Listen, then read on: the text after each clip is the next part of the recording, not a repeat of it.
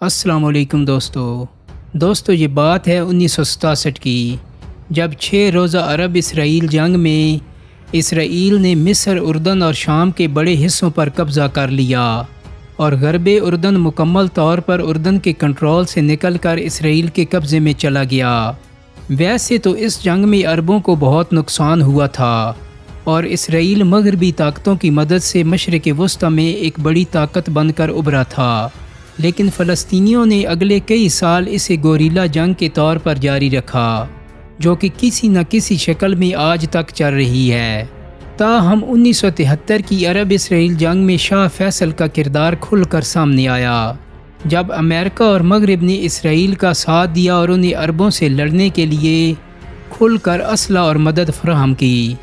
तो शाह फैसल ने बतौर एहतजाज अमेरिका और उसके इत्तेहादियों को तेल बेचने पर पाबंदी लगा दी।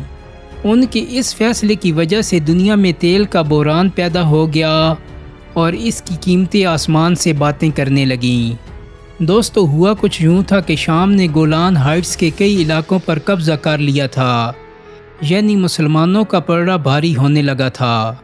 मगर फिर वही हुआ जिसका शाह फैसल को खदशा था, यानी अमेरिका दरमियान में कूद पड़ा। अमेरिका ने ऑपरेशन निकल गिरास के नाम से इसराइल को जदीद हथियारों की सप्लाई शुरू कर दी। जब ये खबर शाह फैसल को मिली तो उसने अपना दूसरा वेपन यानी तेल आयल एम्बार्गो इस्तेमाल किया।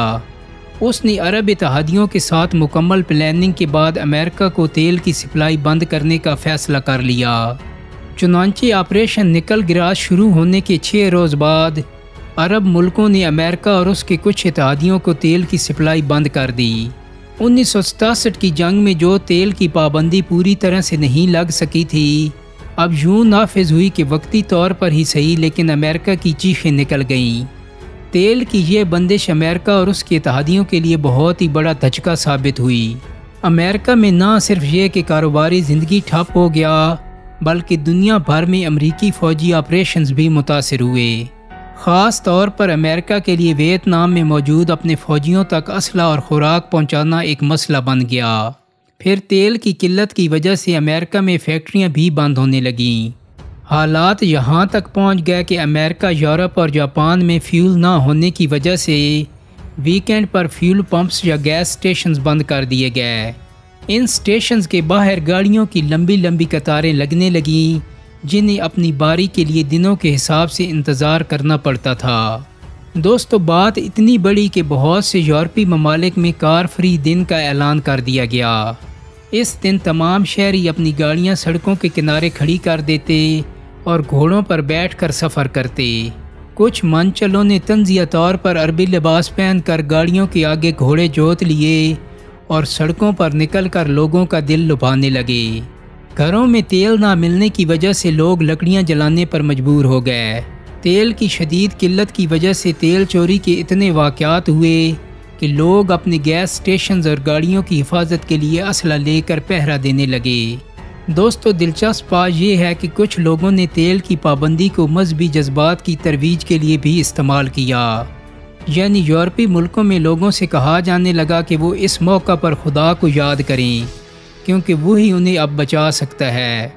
कई गैस स्टेशंस को लोगों ने आर्जी तौर पर चर्च बना दिया और वहाँ मजहबी इलामात और पैगामात चस्पा कर दिए।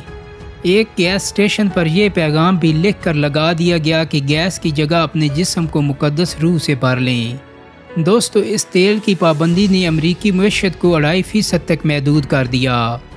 तेल की पाबंदी की वजह से अमरीकी सदर निक्सन को तेल और तवानाई की बचत के लिए बड़े सख्त इक़दामात लेने पड़े। अमरीकी हुकूमत ने घरों और फैक्ट्रियों के लिए तेल की सप्लाई कम कर दी। हत्ता कि 1973 में तो अमेरिका में क्रिसमस भी यूँ मनाया गया कि ना घरों को रोशनियों से सजाया गया और ना सड़कों और गलियों में लोगों को जगमगाहटें नज़र आईं, क्योंकि इस लाइटिंग पर हुकूमत ने पाबंदी आयद कर दी थी। अमरीकी रियासत ओरेगन में तो तवानाई की बचत के लिए क्रिसमस मनाने पर ही पाबंदी थी। लेकिन दोस्तों, अमेरिका भी खामोश बैठने वाला कहाँ था। उसने तेल की पाबंदी के जवाब में शाह फैसल को संगीन नताइज की धमकियाँ देना शुरू कर दीं। अमरीकी वज़ीर ख़ारजा हेनरी किसिंजर ने शाह फैसल से मुलाकात की। इस मुलाकात में और बाद में भी अपने बयानात में उसने ये धमकी दी कि अगर शाह फैसल ने तेल की पाबंदी को ख़त्म नहीं किया तो अमेरिका सऊदी अरब के कुओं पर कब्ज़ा कर लेगा। शाह फैसल भी जानता था कि वो अमेरिका से टक्कर लेकर बहुत बड़ा रिस्क ले रहा है, लेकिन अब वो हर हद तक जाने को तैयार था। दोस्तों, हेनरी किसिंजर को 3 दिन के इंतज़ार के बाद रियाज के सहरा में खैमाजन शाह फैसल के साथ जब बातचीत करना पड़ी तो हेनरी किसिंजर ने उसे जंग की धमकी दी। शाह फैसल ने जवाब में कहा कि आप अमरीकी वो लोग हैं जो तेल के बगैर ज़िंदगी का तसव्वुर भी नहीं कर सकते, लेकिन हम सहराई लोग हैं। कल तक हम खजूर और ऊँटनी के दूध पर ज़िंदगी गुजार लिया करते थे। हमें अब भी उस ज़िंदगी में लौटने पर ज़्यादा मसला नहीं होगा। दोस्तों, शाह फैसल के इस जवाब का मतलब ये था कि सऊदी अरब अब अमेरिका को मज़ा चखाने के लिए किसी भी हद तक जाने को तैयार है। यानी शाह फैसल ने हेनरी किसिंजर की धमकियों को हवा में उड़ा दिया।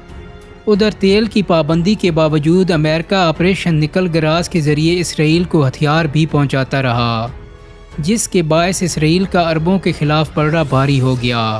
पहले तो उसने अपना दिफा कामयाबी से किया, यानी गोलान हाइट से शामी फ़ौज को निकाल दिया और दमिश्क के करीब अपनी फ़ौज पहुंचा दी। मिस्री फ़ौज को भी सहराए सीना ही में रोक लिया। फिर उसने ये किया कि अपने दिफा के बाद अरब फोर्सेस पर जवाबी हमले भी शुरू कर दिए। यहूदी फोर्सेस ने मिस्र की 2nd और 3rd आर्मीज़ जो सहराए सीना में तैनात थीं, उनके दरमियान से नहर सुएज़ पार करके 3rd आर्मी को पीछे से घेर लिया। अलबत्ता सहराए सीना में ऊपर की जानिब ये इलाका मिस्र की 2nd आर्मी के कब्ज़े में था और इसे इसराइल ताकत से वापस नहीं ले सका। यानी आखिरी वक्त तक ये इलाका मिस्रियों के ही कंट्रोल में रहा। इस दौरान सोवियत रूस ने, जो कि मिस्र और शाम का इत्तेहादी था, इसने इसराइल के ख़िलाफ़ फ़ौज भेजने की धमकियां देना शुरू कर दी। तकरीबन 1 लाख रूसी फ़ौजियों को मिस्र पहुंचने के लिए तैयार रहने का हुक्म दे दिया गया। रूसी धमकी के जवाब में अमेरिका ने भी अपनी फ़ौज को अलर्ट कर दिया ताकि सोवियत यूनियन की इसराइल के ख़िलाफ़ किसी भी कार्रवाई का मुकाबला किया जा सके। यूं लग रहा था कि अरब खित्ते की यह जंग सुपर पावर्स में लड़ाई की वजह बन जाएगी। इस सूरत हाल से बचने के लिए और कुछ तेल की सप्लाई बंद हो जाने की वजह से अमेरिका इस जंग को ख़त्म कराने के लिए मुतहरिक हो गया। यूं अमेरिका की कोशिशों से 25 या 26 अक्टूबर 1973 को तकरीबन 20 रोज़ के बाद जंग बंदी का ऐलान हो गया। लेकिन दोस्तों, इस जंग के बाद भी अरब ममालिक ने अमेरिका पर तेल की पाबंदी को ख़त्म नहीं किया और ये पाबंदी अगले वर्ष 1974 तक चलती रही। यानी अरब ममालिक ने अमेरिका पर मुसलसल दबाव बरकरार रखा। दोस्तों, उम्मीद करता हूँ कि मेरी आज की वीडियो आपको पसंद आई होगी। अगर वीडियो अच्छी लगी है तो इसको लाइक और शेयर कर दें। मेरे चैनल को सब्सक्राइब करने के साथ साथ बेल आइकन को भी क्लिक कर दें ताकि आपको मेरी आने वाली मज़ीद वीडियोस के नोटिफिकेशन मिलते रहें। बहुत जल्दी एक नई वीडियो के साथ मुलाकात होगी। अपना बहुत सारा ख्याल रखिएगा। अल्लाह हाफिज़।